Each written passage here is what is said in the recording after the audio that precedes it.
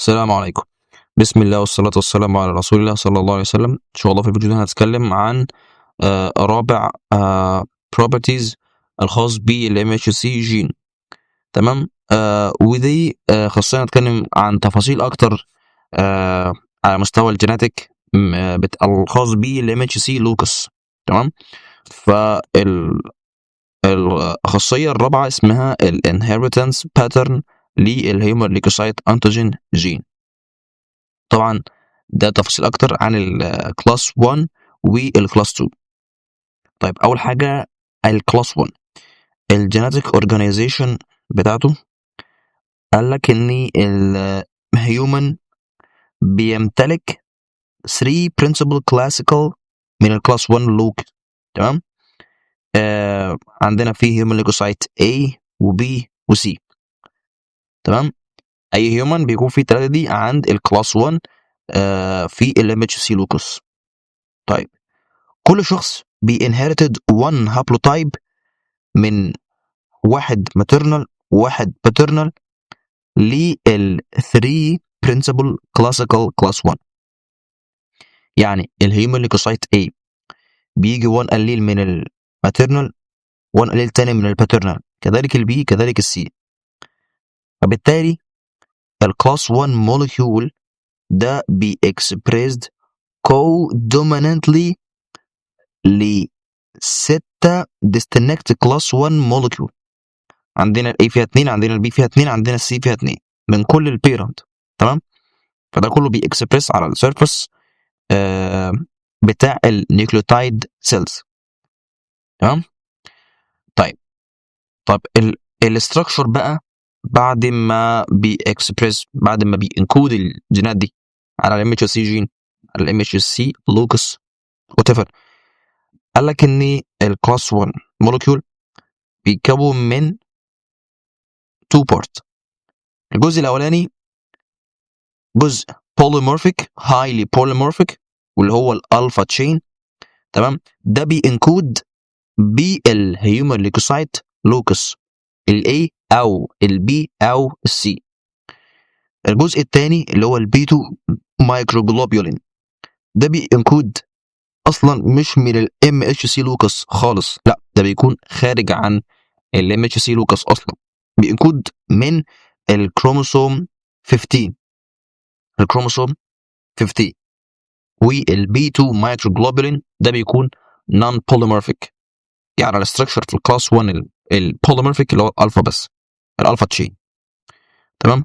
طيب في نقطة هنا، هل الالفا لما بتنكود بكومبايناتوريال بيرنج ما بين الجينات بتاع الكلاس 1؟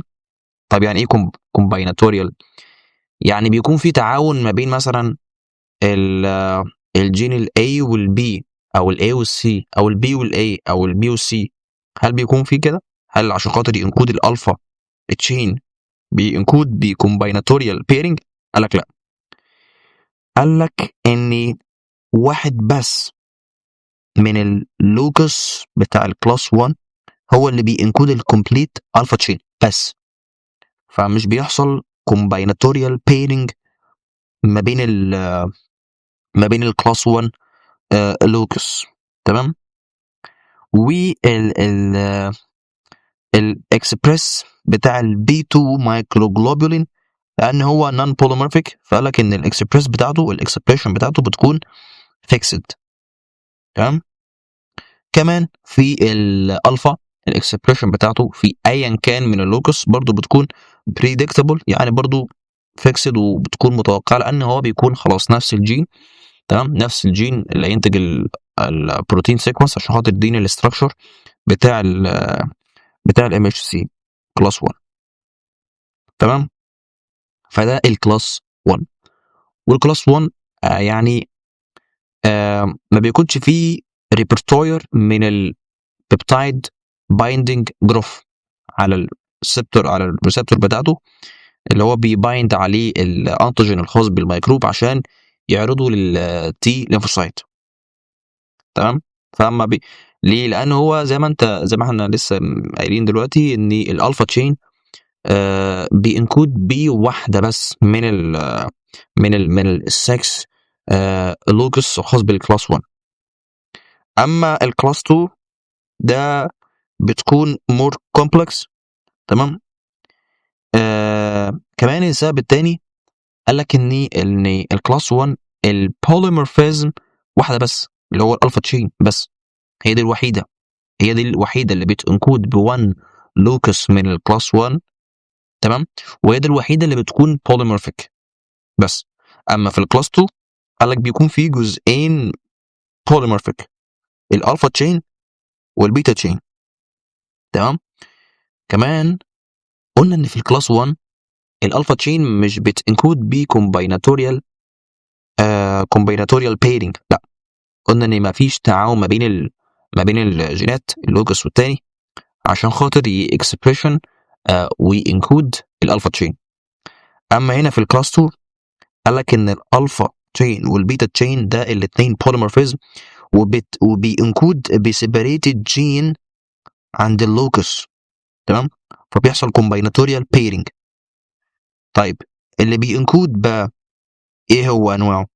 قال لك في الكلاس 1 في عندنا برضو 3: هيومن ليكوسايت انتيجين دي بي، دي كيو، ودي ار.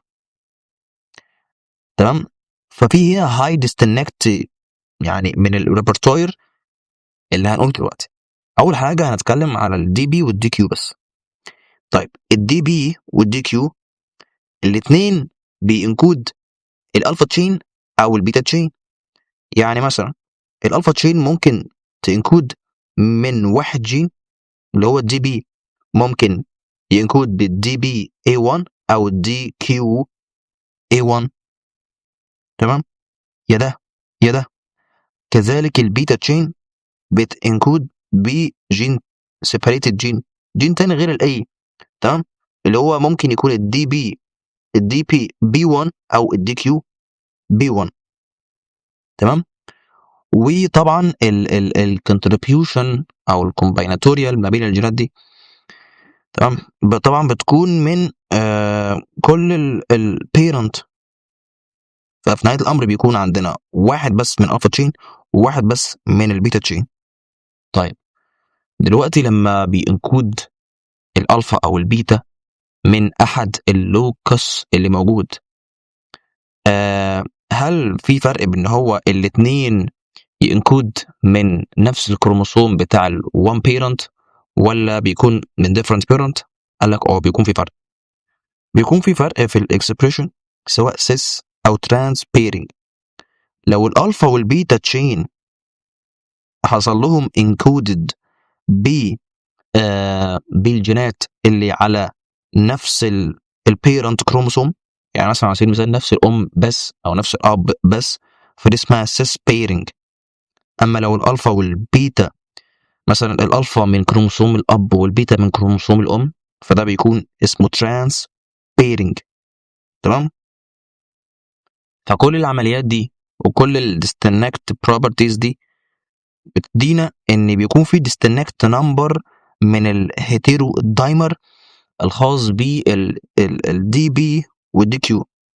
يعني عندنا بيكون في ما شاء الله بسبب الكومبايناتوريال لكل الجينات بيكون عندنا في اكسباند من الريبرتوري الخاص بالبيبتايد بايندنج جروف. يعني في عندنا هايلي بوليمورفيزم يقدر يتعامل مع اكثر من انتيجين الخاص بالميكروب. ده غير الكلاس 1. تمام. ليه؟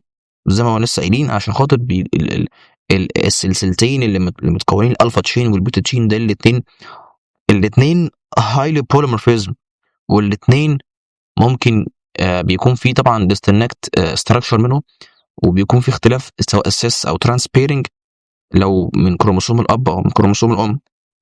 تمام. فده كان للدي بي والدي كيو. الدي ار بقى دي حاجه تانية خالص، حاجه تانية خالص ما شاء الله. عشان كده بقول لك ان الكلاس 2 كومبلكس جدا، والريبرتوير الخاص بالبيبتايد بايندنج جروف بتكون فيه كبيره جدا، يكون في عدد لا نهائي يقدر يحصر كل الميكروبات وكل الفيروسات اللي موجوده في الجسم ويبدا يتعرف عليهم. وسبحان الله الكلاس 2 موجوده في الخلايا المناعيه، الخلايا المناعيه بس. وقلنا ان ممكن يكون في الابيثيليال لو حصل له من التي هيلبر لو حصل له اكسبريس من السيتوكاين انترفيرون جاما، لو تفتكر في الفيديو اللي قبل اللي فات. تمام. فالهيوموليجوسايت انتيجين دي ار دي اصلا بتكون يونيك جيناتيك اركتكتشر غير الدي بي والدي كيو. قال لك ان الالفا تشين بتنكود ب واحد بس من الدي ار اي دي ار اي. تمام. يعني الدي ار غير الدي بي والدي كيو، الدي ار لوحدها بتنكود عشان تكسبريس الالفا تشين، كمان بتنكود عشان تكسبريس بيتا تشين. عندنا الدي ار اي ودي ار بي. الدي ار اي دي واحده بس، فالبوليمورفيزم فيها بيكون مينيمم. تمام. حاجات بسيطه مش زي البي، اللي يعني ايه، يعني خلاص هي ما فيش غيرها، هي دي اللي بتنكود الالفا تشين بس.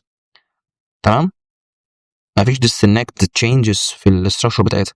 اما في البيتا تشين لا، قال لك ان الدي ار بي في اكتر من نوع، في اكتر من نوع، وده بيعتمد على الهابلوتايب.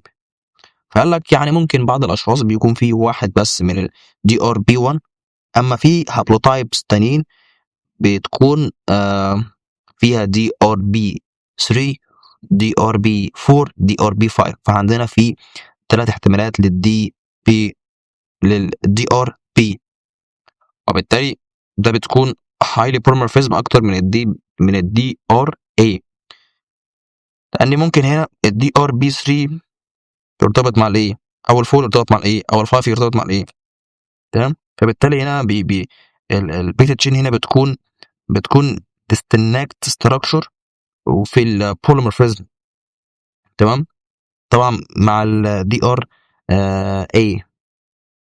فالفانكشن consequencing الخاص بالهيموليكوسايت انتيجين دي ار، قال لك ان سنجل من الدي ار الفا تشين بي associated ب multiple distinct للدي ار بيتا تشين.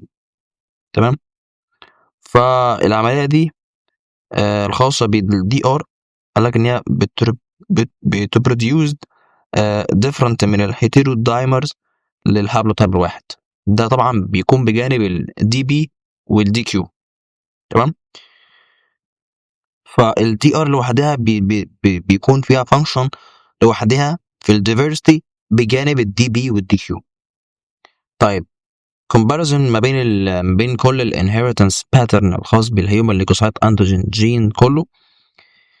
قال لك ان